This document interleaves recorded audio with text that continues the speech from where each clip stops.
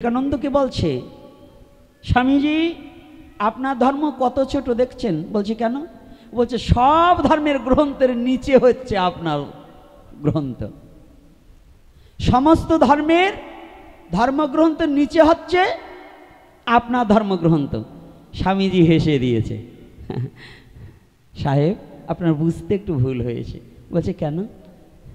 বলছে দেখুন, ঘি যত মূল্যবানই হোক, তা যদি পাত্রটা ভালো না হয় তাহলে কিন্তু ধরে রাখতে পারবে না। তাহলে ঘি পথে পড়ে থাকলে তাকে যেমন চেটে খাওয়া যায় না, আমার সনাতন ধর্মের গীতা হচ্ছে পৃথিবীর সমস্ত ধর্মগ্রন্থকে ধরে রাখছে। রাধে রাধে।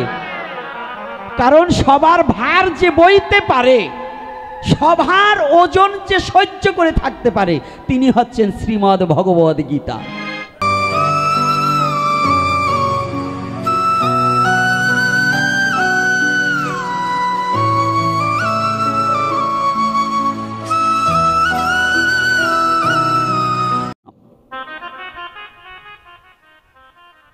এটা একেবারে প্রত্যক্ষ প্রমাণ, পরাক্ষ নয়, প্রত্যক্ষ।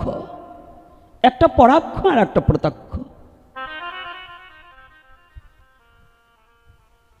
তার প্রত্যক্ষ প্রমাণ হচ্ছেন আর কেহ নয়, কৃষ্ণ দ্বৈপায়ন বেদব্যাস পুত্র শ্রীল সুখদেব গোস্বামী প্রভুপাদ। ইনি শুধু মাতৃগর্ভে বসে এই ভাগবতীয় কথা পিতৃদেবের কর্ণ হইতে আস্বাদন করে মায়াটা মুক্ত হয়ে বিশ্বজগতে প্রকাশ পাওয়া মাত্রে হরিভজনের উদ্দেশ্যে রওনা দিয়েছিলেন।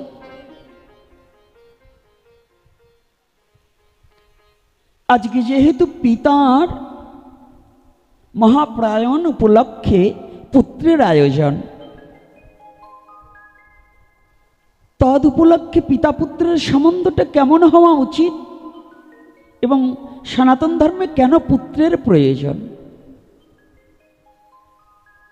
আর পুত্র রূপে জন্মগ্রহণ করলেই পিতামাতাকে মুক্তি দেওয়া কখনো যায় না। পুত্ররূপে প্রতিটা পিতামাতার বাসনা, 7টা কন্যা হলেও একটা পুত্রের বাসনা সবার হৃদয়ে থাকে, তাই তো বাবা? থাকে কি না? যে আমাকে ভগবান আমাকে একটা পুত্র দাও। সাধুমশাই এমন সময় এসে বসেছে, সাধুদের মুখ না দেখলে কিন্তু হরিকথায় আনন্দ হয় না। ভগবানকে জীবনে দেখতে পারবো কিনা তা আমার ভাগ্যে জানা নেই, কিন্তু সাধু তো দেখতে পাবো। তাই সাধু দর্শন থেকে বঞ্চিত হলে জীবনে ভজন নষ্ট হয়ে যাবে। আগে প্রথম হচ্ছে ভগবানের চেয়েও যেন সাধু দর্শনে, ভক্ত দর্শনের পিপাসাটা প্রত্যেকটা হৃদয়ে যেন জাগ্রত হয়। তো ছোট ছোট কথার মধ্য দিয়ে আজকে একদিনের আলোচনায় বৃহত্তম কোনো কথা বোঝানো যায় না।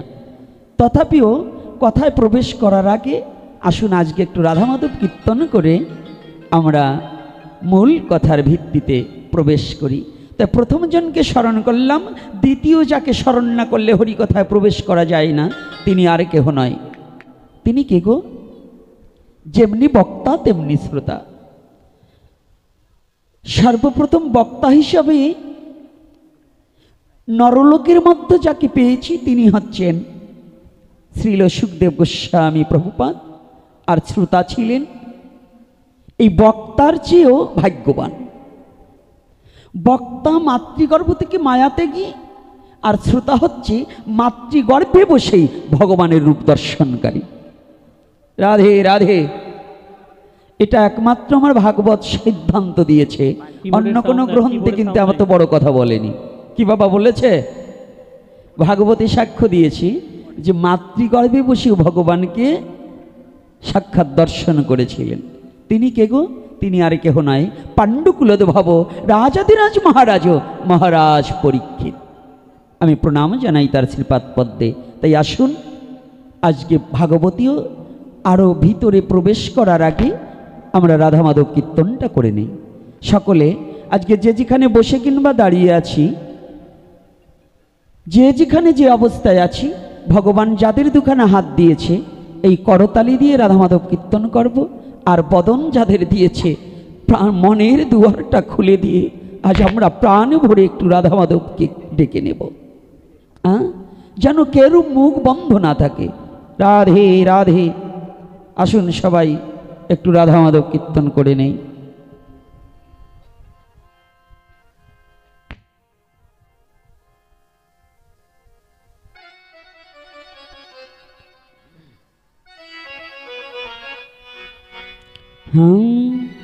সকলে হাত বন্ধ করে রাখলে আজকে বসবো।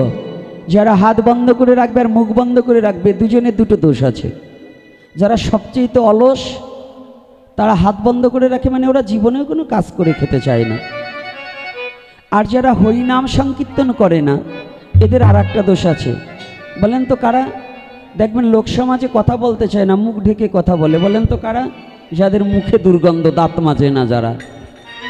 তা আজকে হরি কথায় যারা হরি নাম করবে না, বৈষ্ণবদের মুখে খুব গন্ধ হয়ে যেন হরি নাম করে না। আজকে আমি এখান থেকে সবগুলোকে দেখবো কাদের মুখ লড়ে আর লড়ে না। রাধে রাধে। জয় রাধা মাধব জয় কুঞ্জ বিহারী। জয় রাধা মাধব রাধে। জয় কুঞ্জ বিহারী। জয় গোপী জনবল্লভ জয় গিরিবরধারী। জয় গোপী জনবল্লভ জয় গিরিবরধারী। জয় রাধা মাধব জয় কুঞ্জ বিহারী। জয় রাধা মাধব জয় কুঞ্জ বিহারী। জয় রাধা মাধব জয় কুঞ্জ বিহারী। জয় রাধা মাধব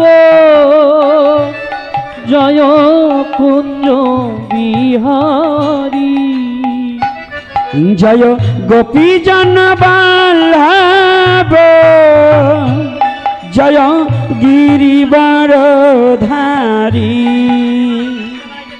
জয় গোপী জনবল্লভ জয় গিরিবরধারী। জয় রাধা মাধব জয় কুঞ্জ বিহারী। রাধা মাধব জয় কুঞ্জ বিহারী।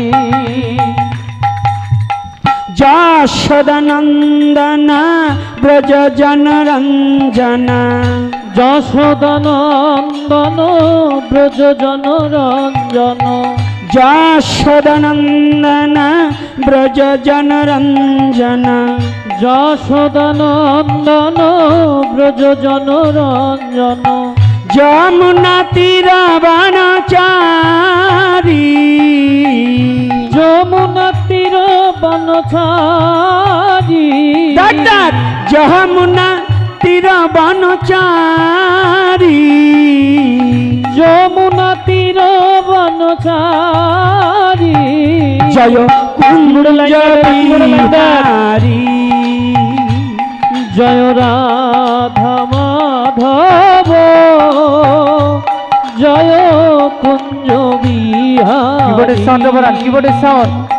জয় রাধা মাধব রাধে জয় কুঞ্জ বিহারী।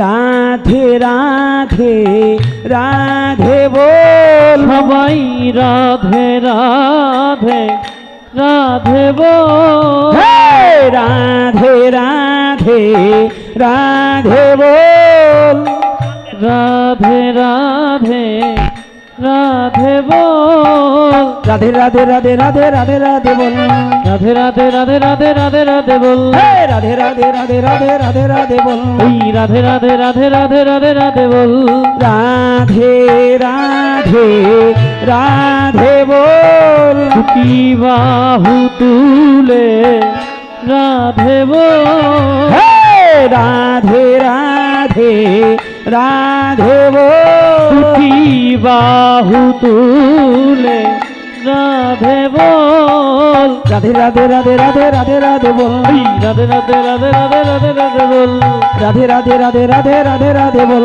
রাধে রাধে রাধে রাধে রাধে রাধে বল রাধে রাধে রাধে বল, রাধে রাধে রাধে বল জয় রাধে রাধে রাধে বল, জয় রাধে রাধে রাধে বল জয় রাধে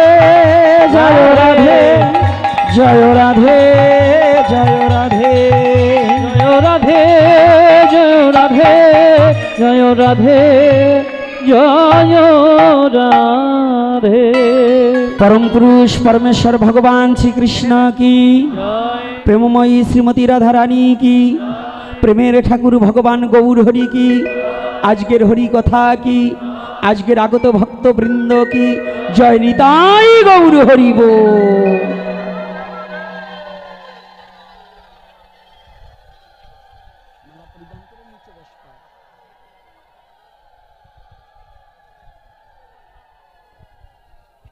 দাদা যেভাবে যে এখানে আছে সব থাকবে, আর কোথাও হাত দেওয়ার দরকার নেই।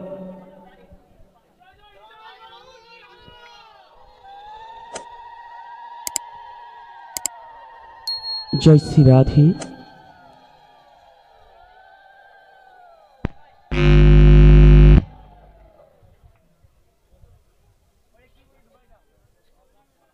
জয় নিতাই,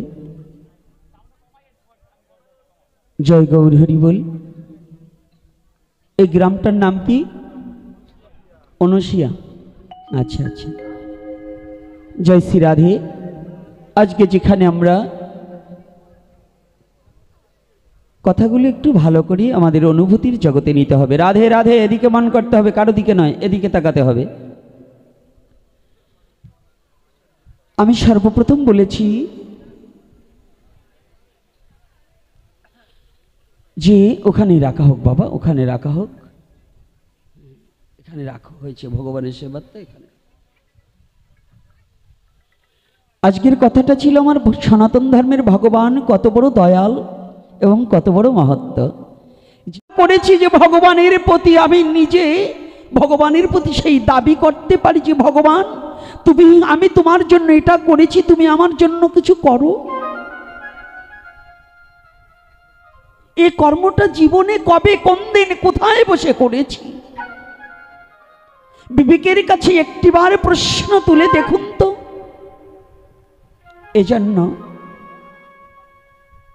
বলা যাবে না তার কৃপা, না, কৃপা মানে করে পাওয়া। যদি তুমি কিছু করো তবে কিছু পাবে।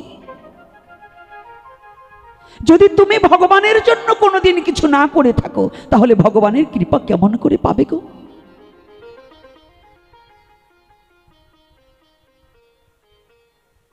পৃথিবীতে তুমি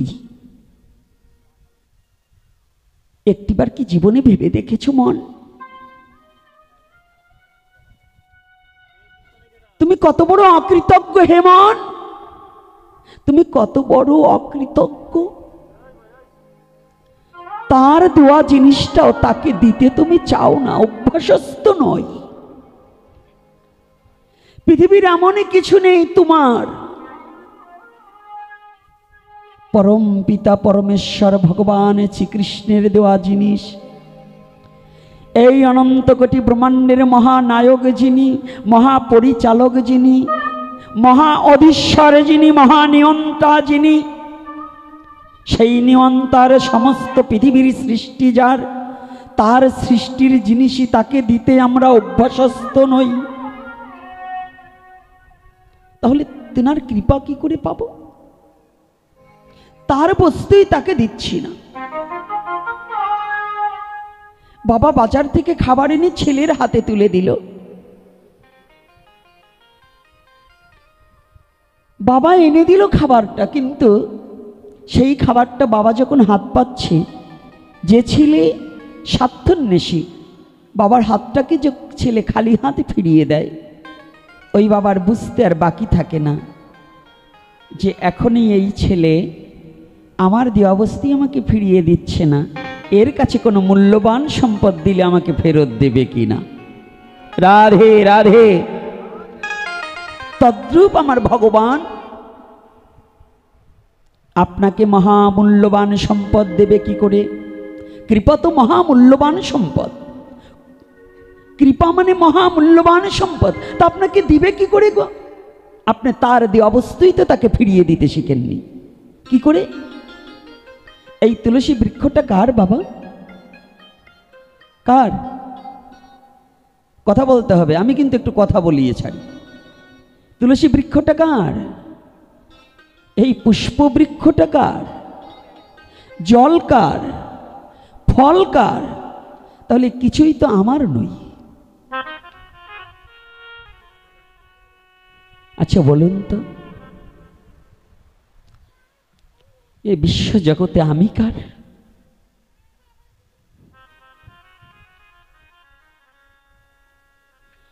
এই বিশ্ব জগতে আমি কার? সনাতন গোস্বামী মহাপ্রভুকে জিজ্ঞাসা করেছিলেন, কে আমি? আমি কার? কেন হেন এত তাপত্রয়? কে আমি? আমি কার? অনন্ত কোটি ব্রহ্মাণ্ড যদি গৌর হরির হয়ে থাকে কিংবা ভগবান কৃষ্ণের হয়ে থাকে, তাহলে আমিও তো তার। তা আমি যদি তার হয়ে থাকি, তারই ফুল, তারই ফল, তারই পত্র, তারই জল,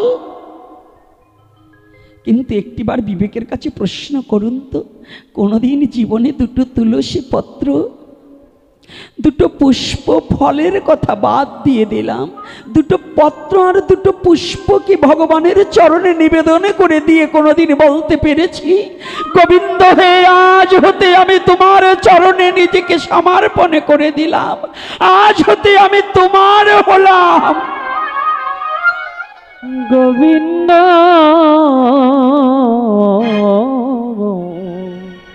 তো যতদিন পর্যন্ত নিজেকে গোবিন্দের চরণে সমর্পিত না করা যায়, ততদিন পর্যন্ত তার কৃপা পাওয়া যায় না।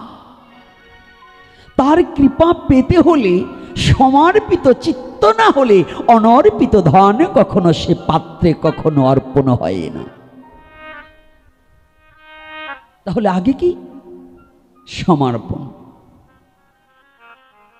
সমর্পিত চিত্ত না হলে অনার্পিত ধনে কখনো পাওয়া যায় না। এই সমর্পিত চিত্তটাকে জীবনে কোন দিন কোথায় বসে করেছি, আমার দ্বারা কি হয়েছে কি না, এটাই একটু তাৎপর্য বিষয়।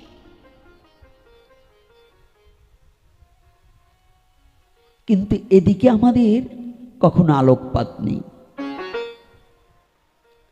এখন বর্তমান ট্র্যাডিশন ভাবে চলছি, কিন্তু চিত্তটাকে সমর্পণ করছি না।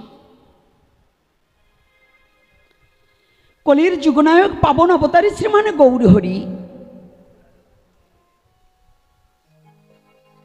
যে বিষয় বস্তুটা নিয়ে কলির যুগের করকমলে দিবার নিমিত্তে উদয় হলেন, আজকে সম্ভবত আমার সাথে ফোনে কি বাবা কথা বলেছিলেন? আমার সাথে কোন বাবা কথা বলেছিলেন? ইস্কনের এক ভদ্রলোক, ডাক্তার নাকি? আসছেন কি সে ভদ্রলোক? ইস্কনের এক বাবা কথা বলেছেন, তিনি কি আসছেন? আসেননি হয়তো, সম্ভবত বলেছিলেন যেতে পারি, কিংবা হয়তো আসেননি, আমার দুর্ভাগ্য। ফোনে কথা বলেছিলেন, থাকলে হয়তো কথাটা একটু চেষ্টা করতাম।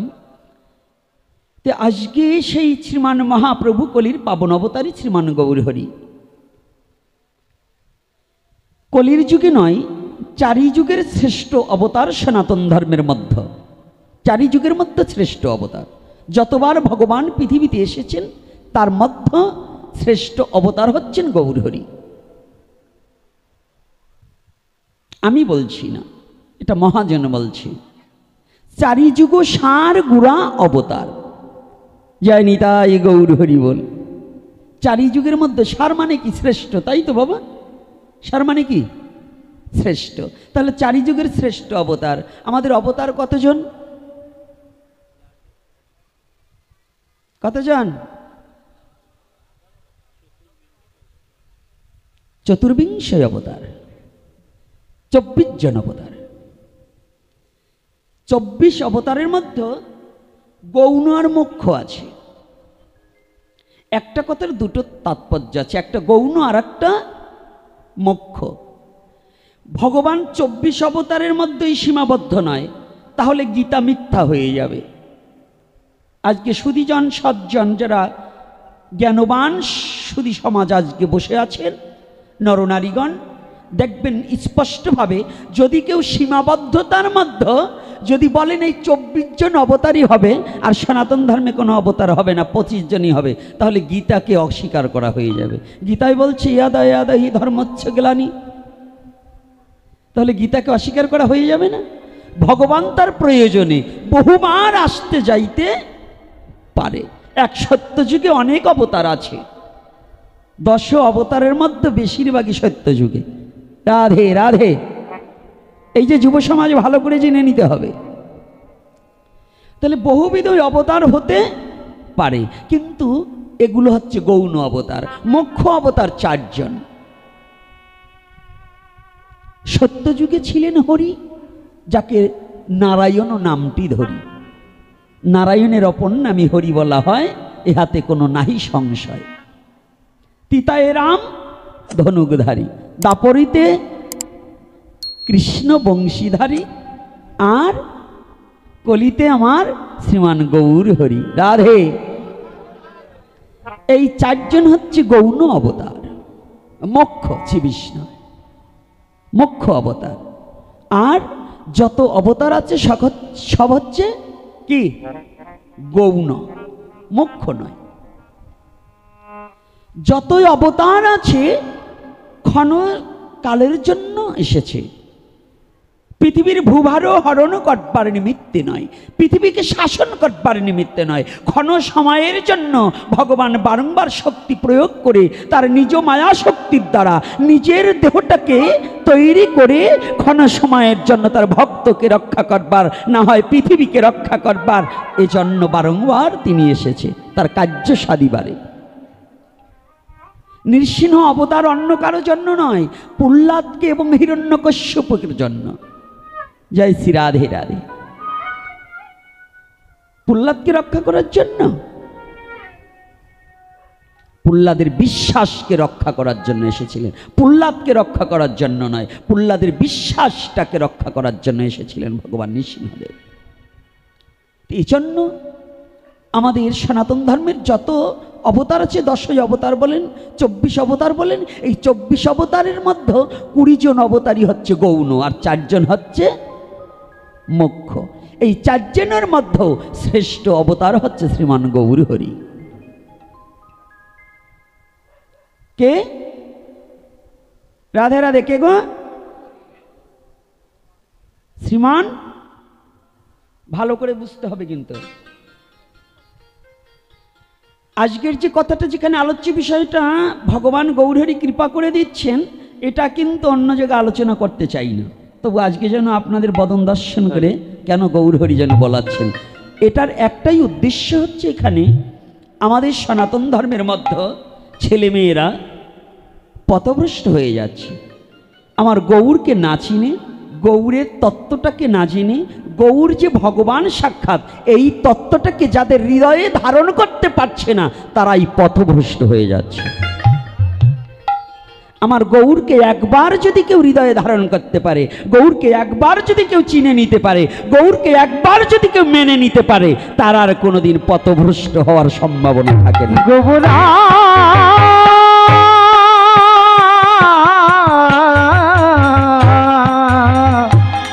গোবরা যুগ ধর্ম প্রবর্তনম, যুগ ধর্ম প্রবর্তন করিবার নিমিত্তে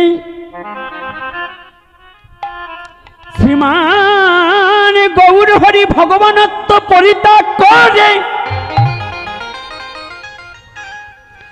একমাত্র নিজে ভগবানত্ব লুকাইয়ে রেখে যে অনন্ত কোটি ব্রহ্মাণ্ডের মহানায়ক মহাপরিচালক তিনি আজ ছদ্মবেশ ধারণে করেছে। যে রূপে গৌরকে দেখছেন না, ওটা কিন্তু গৌরের আসল রূপ নয়।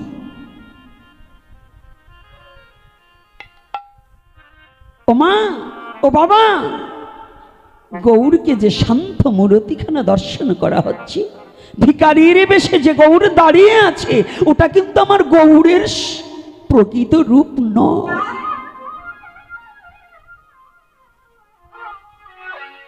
ওটা হচ্ছে একমাত্র আমার গৌরের সাজা রূপ সেজেছে। কেন সেজেছে জানে?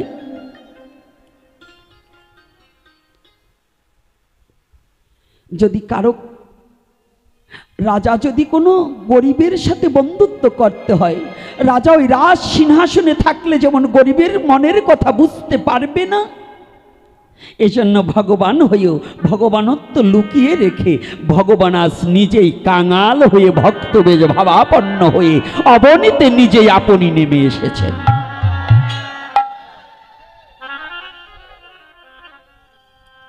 কেন এসেছে?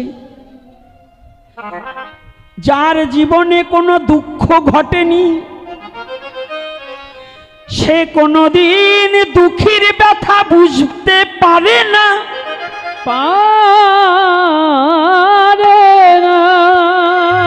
যার কোনোদিন অভাব হয়নি, সে কোনোদিন অভাবীর ব্যথা জানে না। তাই আমার ভগবান প্রতিটা জীবের অন্তরের ব্যথা বুঝবার নিমিত্তে, প্রতিটা জীবের অন্তরের কষ্টটাকে ভাগ করে নেবার নিমিত্তে, যন্ত্রণাটাকে নিজে ধারণ করবার নিমিত্তে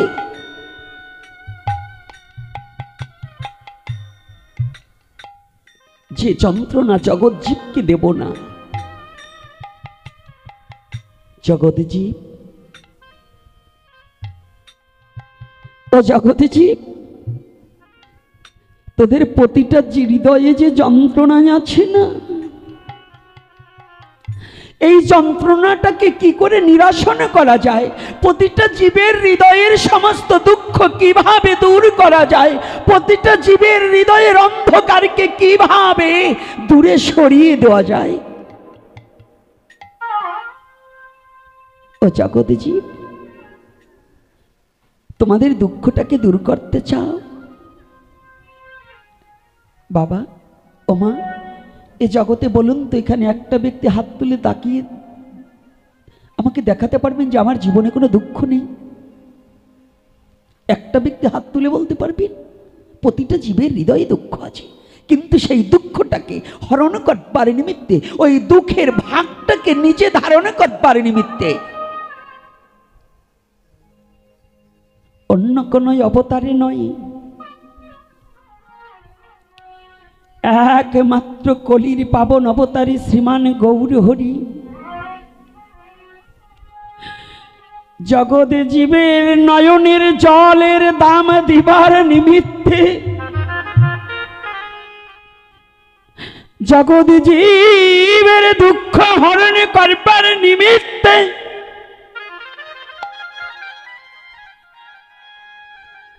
ছাড়িয়া গোলক আসিয়া ভুলো মুড়িয়া চাচর কেশ হয়ে কাঙালের বেশ, যে নিজে দিন ভিখারির বেশ ধারণ করে জগৎ জীবের কাছে এসে বলিতে লাগলেন, জগৎ জীব, হে জগৎ জীব, যদি একটু শান্তি পেতে চাও, যদি তোমাদের দুঃখ দূর করিতে চাও,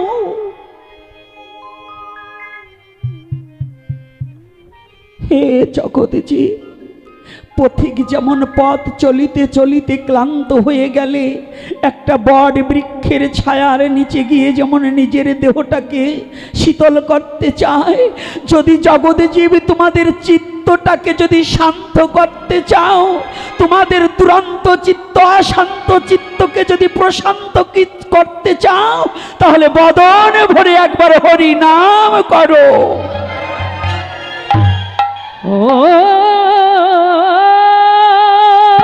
তোমার এই অশান্ত চিত্তটাকে প্রশান্ত করতে হলে, তোমার দুঃখটাকে দূর করতে হলে,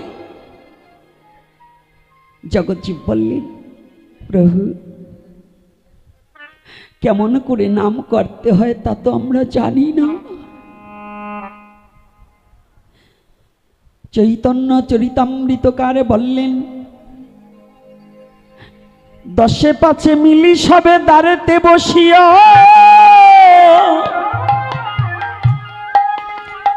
কীর্তন করহ সবে হাতে তালি দিয়া।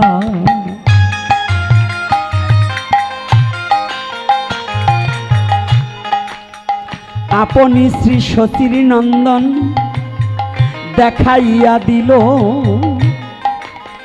উচ্চ কণ্ঠে ভক্তগণে একবার হরি হরি বলো।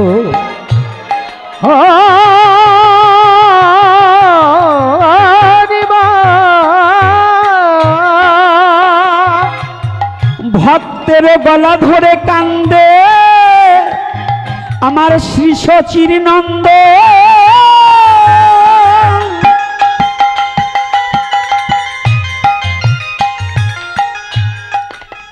কৃষ্ণ বলে নয়ন বাড়ি ঝরায় সর্বক্ষণ।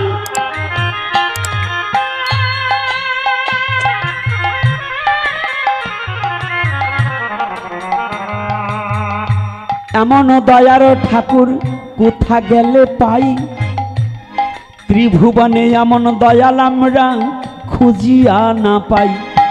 খুঁজিয়া না পাই আমরা, খুঁজি না পাই। সত্য তিতা দাপরে এই 3 যুগে না হয়, এই কলির যুগের ভাগ্যাকাশে আমার চৈতন্য উদয়।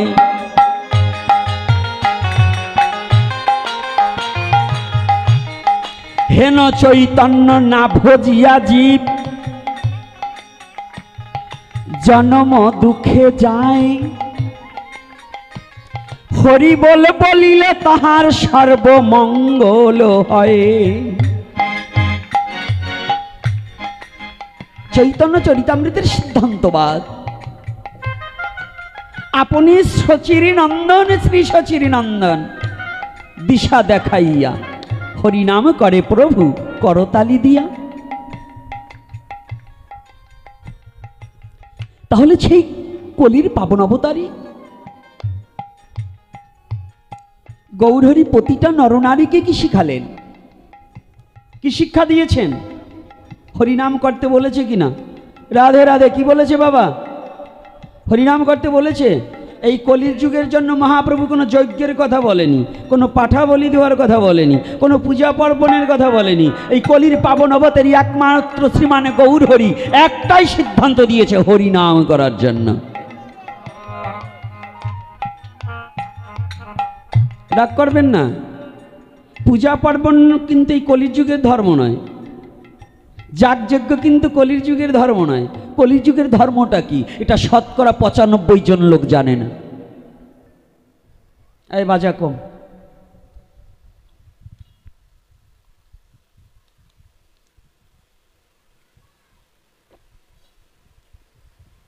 রাগ করবেন না তো কথা বললে নাকি? রাধে রাধে কথা বলবো, এখানে একটু আলোচনা করব। আমাদের কলির যুগের ধর্ম কি? যুগ ধর্ম আলাদা আর সনাতন ধর্ম আলাদা। সনাতন ধর্মের 4টা যুগ, তাহলে কলির যুগের যুগ ধর্ম কি? এইটা যে যুগ ধর্ম, এটা নাম কি? যুগ কি? কলির যুগ। কিন্তু কলি আলাদা, যুগ আলাদা। যুগ হচ্ছে সময় বিশেষ আর কলি হচ্ছে ব্যক্তি বিশেষ। কলি হচ্ছে ব্যক্তি বিশেষ, আর যুগ হচ্ছে সময় বিশেষ। ভালো করে পয়েন্টগুলো ধরতে হবে। এই যে যুব সমাজ, যুবক ছেলেরা আমি দেখছি ছোট ছোট বাবারা আমার দাঁড়িয়ে আছে, তোমাদের খুব ধন্যবাদ, এত কষ্ট করে তোমরা দাঁড়িয়ে আছো বাবা হরি কথা শুনবার জন্য। তবে সবচেয়ে বড় সমস্যা হচ্ছে তোমাদের কমলমতি ব্রেনগুলা এই যে বহির অপশক্তিতে ব্রেন ওয়াশ করবার জন্য, যে সনাতন ধর্মে কিছু নেই, সনাতন ধর্মে কোনো ফালতু ধর্ম, এই যে যেগুলো বলে না, এইগুলোর জন্য আমার কাছে পাঠিয়ে দেবে। এজন্য আমি আছি, মা ভয়, কোনো ভয় নেই। এজন্য তোমাদের ব্রেনগুলো যাতে ওয়াশ না করতে পারে, এজন্য সনাতন ধর্মের তত্ত্বগুলো আগে অবগত হতে হবে। আসলে তো ওদের দোষ না, দোষ আমাদেরও আছে। আমাদের ছেলেদের তো সনাতন ধর্মের তত্ত্বটা কি এটা অবলোকন করাই না। আমাদের সনাতন ধর্মের ছেলেকে দীক্ষা নিতে হলে মা বাবার অনুমতি নিতে হয়, অনুমতি না নিলে দীক্ষা হয় না। কিন্তু পরের মেয়ের সাথে সম্পর্ক করতে মা বাবার অনুমতির দরকার হয় না, এটার দরকার হয় না। কিন্তু ভালো কাজে অনুমতি ছাড়া হবে না। এটা আমরা কোন রাজ্যে বসবাস করছি? হ্যাঁ, তুই দীক্ষা নিয়েছিস, তুই কি মা বাবার অনুমতি নিয়েছিস? হ্যাঁ, অনুমতি ছাড়া দীক্ষা নিলি। কিন্তু একবারও বলে না তুই যে অকাম করছিস এইটার জন্য কি মা বাবার অনুমতি নিয়েছিস? বলুন, এই অকামের জন্য কি অনুমতি নেয়? নেয় না। যত ভালো কাজ তা করতে হলে কত বাধা। এই জন্য বলছে মহন্ত, বলছে কি, শত বাধা প্রতিটি ঘাটে, এই বাধা কেটে যাওয়া অসাধ্য তটে। প্রত্যেকটা বাধাকে অতিক্রম করতে হবে, কোনো বাধাকে ভয় পেয়ে বসে থাকা যাবে না। তাহলে সেই বাধাগুলো কি? বাধা হচ্ছে আমাদের নিজেদের কিছু বাধা আছে। সেই বাধাগুলো কি? হরিভজনের বাধা কি? আমার অলসতা। রাধে রাধে। হরিভজনের কিছু বাধা আছে। একটা প্রথম জীবনের বাধা হচ্ছে কি জানেন? অলসতা। দ্বিতীয় বাধা হচ্ছে লালসা। তৃতীয় বাধা হচ্ছে নিদ্রা। চতুর্থ বাধা হচ্ছে ভয়। পঞ্চম বাধা হচ্ছে নারীতে আসক্তি হওয়া, যার সম্পূর্ণই হবে ক্ষয়। এই পাঁচটা বাধাকে অতিক্রম না করতে পারলে কৃষ্ণ ভজন করা সম্ভব নয়। তন্ত্রমন্ত্র পরে, আজকে যুগধর্মের উপর দুটো কথা বলবো। এই যুগধর্মের কথা বললে অনেকে রাগ হবেন আমি জানি, আমাকে অনেকে চোখ পেতে দেখতে পারছে না, দেখলেও আমাকে একটু শত্রু শত্রু মনে হয়। কিন্তু যতই মনে হোক, ছাড়াছাড়ি নেই। যে কয়দিন গৌরহরি দেহে প্রাণ রাখে, সত্যর উপর লড়াই করে মৃত্যুবরণ হয়ে যাবে, তবু সত্যটাকে প্রকাশ করে যাব। তাহলে এই কলির যুগের ধর্ম কিন্তু যাগযজ্ঞ। আপনাদের এই পার্শ্ববর্তীতে আমার খেপা পাগল গণেশের ভজনস্থলী, তাই তো না? আপনাদের এখানে নয়? এই জায়গাটা যেন আমি কোথায়, এই রোড দিয়ে আমি ঢুকেছিলাম একটু সামনে, বোধ হয় পার্কোনায় ভট্টের বাগান। এই ভট্টের বাগানে আমি আজ থেকে 1 বছর না 2 বছর আগে এসেছিলাম। হ্যাঁ, 2 বছর আগে এসে এই আমার পাগলগুলো আমাকে নিয়ে গিয়েছিল। আচ্ছা, এই 2 বছর আগে নিয়ে এসেছিল। এই আমি যখন বট গাছের কাছে একটু প্রণাম করতে গেছি, দেখি এইরকম একটা পাঠার মাথা। আমি দেখি তাড়াতাড়ি সরে গেছি, যে আজও এই পার্কোনায় এই কাজ হয়? ওই ভট্টের বাগান, এই ভট্টের বাগানে এই কাজ হয়? তো গন্ধে তো টিকা যায় না, তাড়াতাড়ি সরে গেলাম, টেকতে পারলাম না। তা আমি বুঝলাম না, তো ওখানে কোনো সেবাই তো পেলাম না। একজন বাবাকে দেখলাম, সে ভেললেও না, কথাও জিজ্ঞাসা করতে পারলাম না, জানলামও না তত্ত্ব। তথাপিও শুনছি খেপা পাগল গণেশ পাগল মহামানব, উনি একজন শ্রদ্ধাভাজন ব্যক্তি, উনি এখানে সিদ্ধপীঠ, আবার ওখানে বিন্দু গোসাই সিদ্ধপীঠ নাকি, আরও কোন এক মহাপুরুষও এখানে সাধনা করেছিলেন, ওনার নামটা আমি ভুলে গেছি। বিচরণ পাগল, তাই না? বিচরণ পাগলও ওখানে ভজনস্থলী। এত বড় একটা সিদ্ধ জায়গা, তা আমি দণ্ডবোধ করে, দূর হতে দণ্ডবোধ করে চলে গেলাম।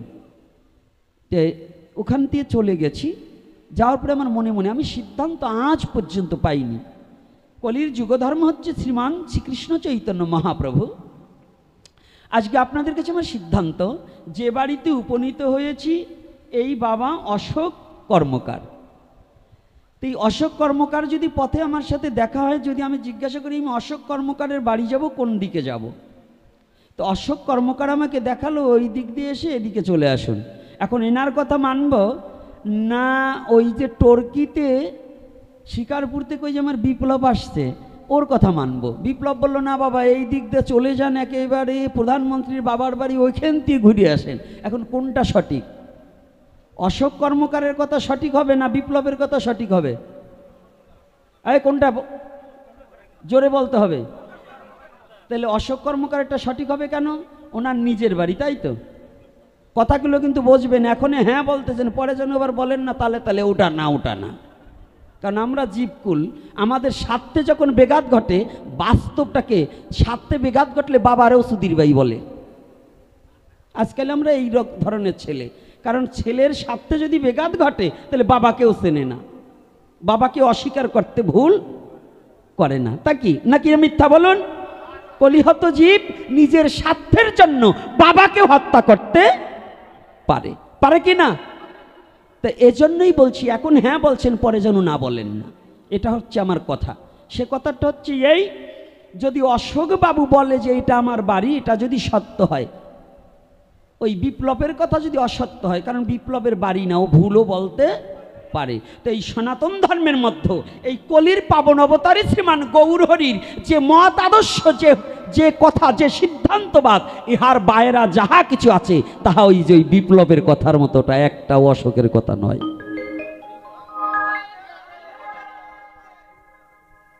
কারণ কলির পাবন অবতারী একমাত্র কে? রাধে রাধে কে? হাত তুলতে তো কষ্ট হয় কেন? কি হাতে ব্যথা নাকি? ভগবানের জন্য হাত তুলবেন না, তুলবেন মন্ত্রীর জন্য, এমপির জন্য, চেয়ারম্যানের জন্য। উনি খাবার দেয় না তোমারে? এই হাত দুটো ভগবান দিয়েছে। আমি গুরু পূর্ণিমার দিন এই পাটা তুলে আর কাছাতে পারি না। সেদিন আমি বুঝেছি, পাও আমার সাথে থেকেও আমার কথা শোনে না। ও আমার সাথে থাকে কিন্তু আমার কথা শোনে না। সেদিন আমি শুয়ে, ওরা যখন আমাকে ছাকা দিচ্ছে, পাটা আমি তুলতে পারছি না, তখন বুঝেছিলাম গৌরহরি তুমি যত সময় কৃপা করে আমাকে চালাও, তত সময় আমি চলতে পারি। তুমি যত সময় আমাকে বলাও, তত সময় আমি বলতে পারি, কিন্তু তুমি যখন আমাকে চালাও না, তখন আমি আর চলতে পারি না। তুমি যখন আমার বলার শক্তি রোধ করে দেবে, সেদিন আমি আর কিচ্ছু বলতে পারবো না। এটা কিন্তু চিরন্তন সত্য। এজন্য আপনাদের চরণে হাত রেখে বলি, অন্তত ভগবানের জন্য মাঝে মাঝে হাত তুলতে হবে। হাত তোলা মানে কি? আত্মসমর্পণ করা। হাত তোলা মানে কি? ভগবানের কাছে ৭১-এর সময় যাদের জন্ম হয়েছে, যারা মুক্তিযোদ্ধা ছিল, এই যারা পাকিস্তানি বাহিনী, তারাই আমাদের মুক্তিযোদ্ধাদের কাছে যখন আত্মসমর্পণ করেছিল, অস্ত্র ছেড়ে দিয়ে হাত তুলে দাঁড়িয়েছিল। ওই যখন হাত তুলে দাঁড়িয়েছিল, তাকে আর হত্যা করা হয়নি। এজন্য সনাতন ধর্মের বিধান যে যদি কোনো জীব নিজের অভিমানকে পরিত্যাগ করে ভগবানের চরণে, সাধুগুরু বৈষ্ণবের চরণে হাত তুলে এসে যদি আত্মসমর্পণ করে, তাকে ধ্বংস করার মতো শক্তি পৃথিবীতে আর নেই। এজন্য যুগধর্ম কি? যুগধর্ম কার কথা মানব? গোপীনাথের কথা না গৌরহরির কথা? গৌরজিটা বলেছে, তাহলে গৌরহরির কথা কি? কলির যুগের ধর্ম হয় নাম সংকীর্তন। কলির যুগের ধর্ম কি? নাম সংকীর্তন। নাম এবং সংকীর্তন কিন্তু একটু সেন্টেন্স আলাদা করবেন। সংকীর্তন কাহাকে বলা হয়? গুরুদেব যখন শিষ্যকে বলে বাবা তুমি নাম করো, তখন কিন্তু নাম। আর সংকীর্তন কখন হয়? সঙ্গবদ্ধ হয়ে যে কীর্তন করা হয় তাহাকে সংকীর্তন বলা হয়। সঙ্গবদ্ধ হয়ে যে কীর্তন করা হয় তাহাকে কি বলা হয়? সংকীর্তন। সঙ্গবদ্ধ হয়ে। তা আজকে যে বিষয়বস্তুটা, অপরাধ শূন্য হয়ে সদা লইবে নাম। পুত্রের কথাটা একটু পরে বলবো, পুত্র কেন প্রয়োজন। একদিনের পাঠে এত কিছু বলা যাবে না। আজকে ফোনে ফোনে জ্বালিয়ে দিয়েছে সকাল থেকে, বাবা আমাকে জায়গায় আসবেন, হ্যাঁ এইটার উপর একটু আলোচনা করবেন। এত কথা বলতে পারবো না। আজকে মেন কয়েকটা কথা বলে যাব। যদি গৌরহরি বলান, সেটা প্রথম হচ্ছে যুগধর্ম। এই যুগধর্ম নাম সংকীর্তন করতে হলে কি কি প্রয়োজন? যেমন আমি খুব ব্যথিত যে আজও এই শিক্ষিত সমাজে বর্বরতা আছে, এটা জেনে আমি খুব দুঃখিত। শিক্ষিত সমাজে বর্বরতা, আগে হয়তো অশিক্ষিত সমাজ ছিল, আক্ষরিক জ্ঞান অন্তত নমসূত নিম্ন জাতির প্রতি শিক্ষার ব্যবস্থাটা তত প্রচলন ছিল না। ছিল বাবা? নিম্ন জাতির প্রতি কি শিক্ষার ব্যবস্থা ততটা ছিল? একটা চিঠি পড়াতে হলেও ওই যে ওই কর্তার বাড়ি যেতে হতো, নাম বলবো না, এখন নাম বললেও ঝামেলা। কোন কর্তা বলেন তো? আর বলবো না, নাম বলবো না। ওই যে আর একজন বলছে করোনা ভাইরাস, আরে করোনা ভাইরাসতেও বাইরে যেতেও খারাপ ওইটি। নাম বলবো না, নাম বললে বলে এখন আবার ওগো যায়। এই নাম বলবো না, তবে বন্ধও থাকবো না, ইশারায় দিয়ে যাবো সাইজ করিয়ে। তবে প্রকৃত যারা, আমি প্রণাম জানাই, তাদের শ্রীপাদ পদে অনন্তকাল যেন আমি প্রণাম জানাতে পারি। দুটো, একটা ডুপ্লিকেট, একটা আসল। তা আসলটার চরণে যেন আমি আজীবন দাসত্ব স্বীকার করতে পারি, কিন্তু ডুপ্লিকেট মালের চরণে যেন কোনোদিন প্রণাম না করি। তো এখন চিঠি পড়াতে তাদের বাড়ি যেতে হতো, 7 দিন লাকড়ি ফেড়ে দিয়ে, মানে চলা ভাড়ি দিয়ে এখন চিঠি পড়া শুনতে হতো। তো সেই দিন তো আর আপনাদের এখন নেই, আছে নাকি? এখন প্রতিটা বাড়িতে 2-4 জন শিক্ষিত ছেলে মেয়ে আছে না? তো যদি থেকে থাকে, এই সনাতন ধর্মের ছেলে মেয়েরা কি শাস্ত্র পড়ে না? পড়ে না? মিথ্যা কথা, পড়ে না। পড়লে এগুলো থাকতো না, এই বর্বরতা থাকতো না। পড়লে, অর্থাৎ যদি শিক্ষিত হয়ে থাকো, তাহলে নিজের বিবেকের কাছে একটু জাগত যে এই কলির যুগে বলি বৈধ না অবৈধ। পশু বলি দিয়ে, পশুটাও একটা জীবন। তাহলে যদি শাস্ত্র পড়তাম, তাহলে গীতা পাঠ করতাম। গীতায় কি বলছে? একটা কেশগ্র 10,000 ভাগ করলে যত সূক্ষ্ম রূপ হয়, ততটা সূক্ষ্ম রূপে প্রতিটা জীবের মধ্যে পরমাত্মা রূপে আমি বিরাজি হিতাই। আছে কি না বাবা? এ কথা বলছে ভগবান, আমার কথা না ভগবানের কথা? জোরে হবে। তা ভগবানের কথা যদি হয়, তাহলে গীতা পাঠ যদি আপনারা করতেন, তাহলে আপনাদের অঞ্চলে বলি হয় কি করে? প্রশ্ন, বলি কি করে হয়? তাহলে আপনারা গীতা পাঠ করেন, গীতা পড়েন কিন্তু পাঠ করেন না। পড়া আর পাঠ করা এক না।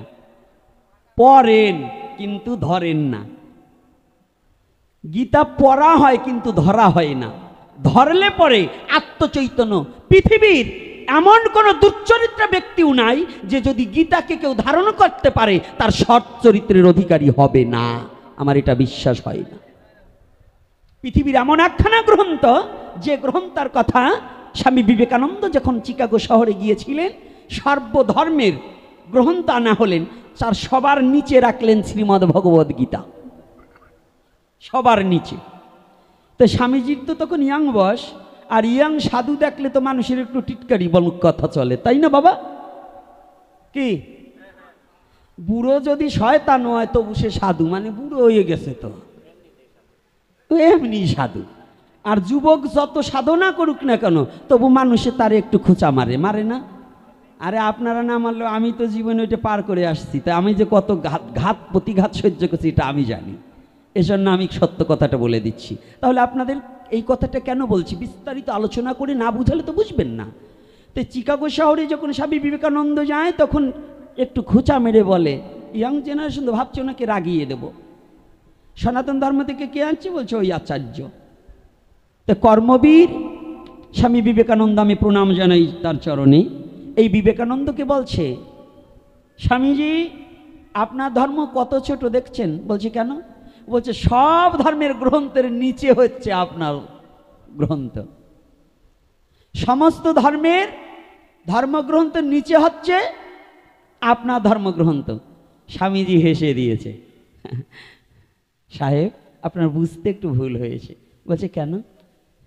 বলছে দেখুন, ঘি যত মূল্যবানই হোক, তা যদি পাত্রটা ভালো না হয় তাহলে কিন্তু ধরে রাখতে পারবে না। তাহলে ঘি পথে পড়ে থাকলে তাকে যেমন চেটে খাওয়া যায় না, আমার সনাতন ধর্মের গীতা হচ্ছে পৃথিবীর সমস্ত ধর্মগ্রন্থকে ধরে রাখছে। রাধে রাধে। কারণ সবার ভার যে বইতে পারে, সভার ওজন যে সহ্য করে থাকতে পারে তিনি হচ্ছেন শ্রীমদ্ ভগবদ গীতা। গীতা হচ্ছে জ্ঞান গভীরতম এবং পালনকর্তাকারী মাতৃদেবী হচ্ছে শ্রীমদ্ ভগবদ গীতা। মা যেমন তার সন্তানকে প্রতিপালন করে, সনাতন ধর্মের শ্রীমদ্ ভগবদ গীতা অনন্ত কোটি ব্রহ্মাণ্ডটাকে প্রতিপালন করার মতো যোগ্যতা রাখে। এটাই হচ্ছে সনাতনের একমাত্র শ্রীমদ্ ভগবদ গীতা।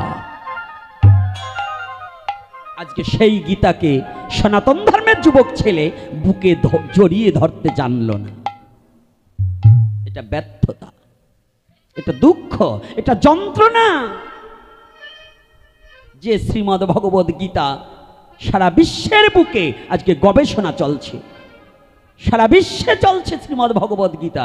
আর আমার বাঙালি ছেলেমেয়েরা শ্রীমদ্ ভগবদ গীতাকে একটু ভালোবাসতে জানল না। যদি জানতো তাহলে কিছু মানতো, আর যদি কিছু মানতো তাহলে কিছু জানতো। বোঝে না তাই খোঁজে না, আর খোঁজে না তাই বোঝে না। বুঝলে কিছু খুঁজতো, আর খুঁজলেই কিছু বুঝতো। এটা আমার দুঃখ। তাই আমি জানিয়ে দিতে চাই, সনাতন ধর্মে এমন সুপ্রিম পাওয়ার আছে যে পাওয়ারটা অনন্ত কোটি ব্রহ্মাণ্ডটাকে পরিচালনা করে। সেই ধর্মে তুমি জন্মগ্রহণ করেও তুমি তোমার ঘরের বস্তুকে তুমি চিনতে পারছো না। তুমি তোমার ঘরের বস্তুকে জানতে পারছো না। এটা ব্যর্থতা, এটা বর্বরতা যে আজও গীতাকে আমি জানতে পারছি না। এটা মূর্খতা ছাড়া আর কিছু নয়। তুমি বিএ পাস করতে পারো, এমএ পাস করতে পারো, ডক্টরেট করতে পারো, কিন্তু তুমি ভগবত তত্ত্ব অনুশীলন না করলে তোমার মতো মূর্খ ছাড়া আর কিছু নয়। এজন্য বলছে, বলো দেখি এ জগতে মূর্খ বলি কারে? বলছে হিতাহিত জ্ঞান নাই মূর্খ বলি তারে। হিত আর অহিত, আমার কোনটা মঙ্গল হবে এই বোধগম্য যদি আমার মধ্যে জাগ্রত না হয়, তাহলে আমার চেয়ে মূর্খ পৃথিবীতে হতে পারে না। খালি পকেটে কলম নিলে আর সার্টিফিকেট অর্জন করলে শিক্ষিত হওয়া, শিক্ষাগত যোগ্যতা অর্জন করে মানুষ চোরও হয়। কি বাবা হয় না? চোর হয় না? বড় বড় অফিসার এমন চুরি করে, ওটা সিংখোচারতে বেশি চুরি করে। 5 মিনিটে যা চুরি করে, ওই সিংখোচা চোর 10 বছর চুরি করেও তা পারে না। তাহলে শিক্ষিত হয়ে চোর হয় না? কি আপনারা আস্তে আস্তে বলেন, কি আপনারাও কি ওই দলেন নাকি? একটু জোরে জোরে বলেন, আরে আস্তে আস্তে বললেন না, না হলে তো বুঝবো আপনারা ওই দলে যাবার চান।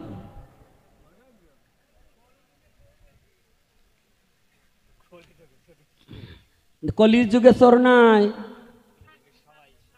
এই কলির যুগে সত্য যুগের চেয়ে শ্রেষ্ঠ। কলির যুগ হচ্ছে সত্য যুগের চেয়ে শ্রেষ্ঠ, কিন্তু আমরা চিনতে পারছি না। তাহলে কি কলির যুগের যুগ ধর্ম কি? তা আপনারা তো এত হরিনাম সংকীর্তন হচ্ছে বাবা, আগে কীর্তন এত হতো, পাঠ এত হতো, এখন যা পাঠের জোয়ার আর নামের জোয়ার, তবু চোরের জোয়ারও কিন্তু কম না। আগে সাধু ছিল, এখন সাধুরা কোনোদিন শয়তান হতো না, ওই শয়তানরা সাধু হতো।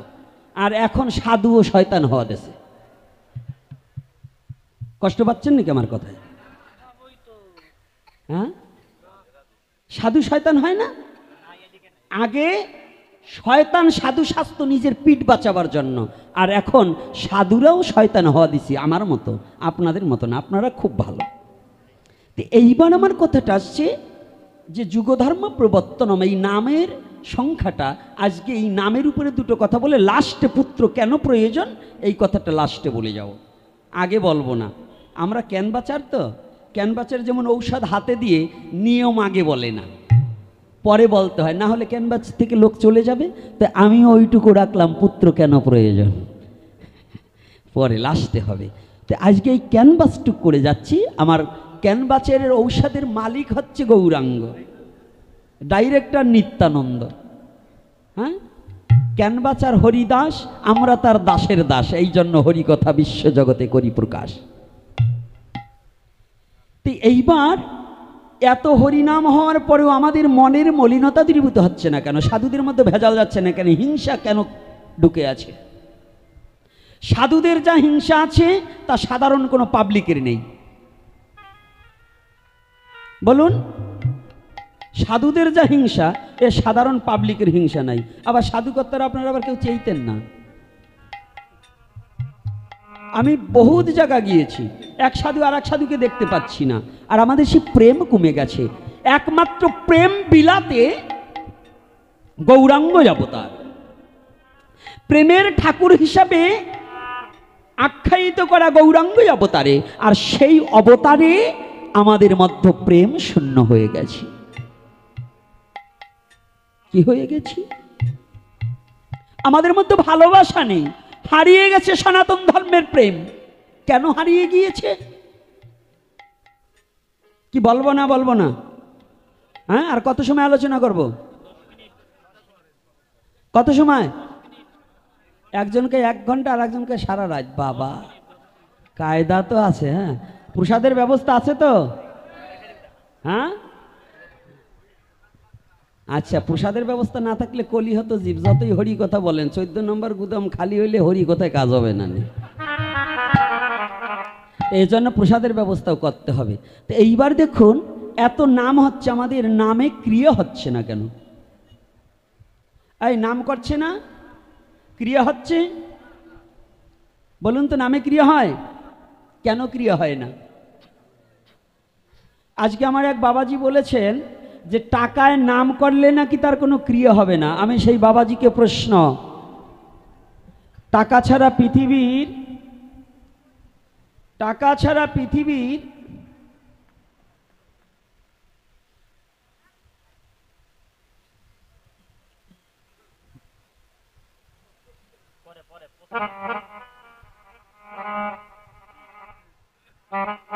বাবা যে জায়গা ঠেকাইছে পরে বুঝবানে, এখন বলবো না, নাহলে উঠে আইটে যাবে না। আগে বলবো না, আমি আগে ওইখানতে আসি। তারপরে এই যে হরিনামে আমাদের এত হরিনাম হচ্ছে কেন, ক্রিয়া হচ্ছে না? এই ক্রিয়াটার তাৎপর্যটা কি? একজন আমাকে প্রশ্ন করেছে, বাবাজি হরিনাম করলে আপনাদের এখানের যে টাকা নিয়ে যদি হরিনাম করা হয়, এই নামে আমাদের কতটুকু পুণ্য এবং কতটুকু পাপ? আজকের আলোচনা বিষয় ওখানে রেখে তারপরে আপনার আলোচনা।